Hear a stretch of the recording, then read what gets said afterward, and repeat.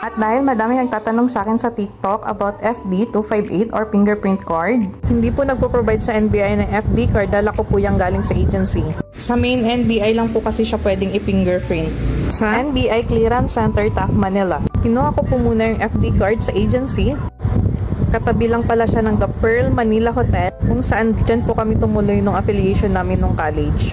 Then after nakuha ko na po yung FD card sa agency, pinalapan ko po lahat ng details. And then dumiretso na po ako sa main NBI sa UN Avenue, Taft, Manila. Hanapin niyo po yung IRT office. Ground floor lang po siya, right side. Meron na po dun mag-assist sa kamay niyo during the fingerprint. And sa mga nagtatanong po, yes po. 1 day process lang po siya. Minutes lang po siya. Wala pong masyadong pila. And it's free po. Wala po kayo kailangang bayaran. And wala po silang requirements na hinihingi. Basta dala nyo na po yung FD card. Sa mga nagtatanong, pwede naman po kayo mag-avail ng FD card online. At ayan na nga po yung FD card ko. Maraming salamat!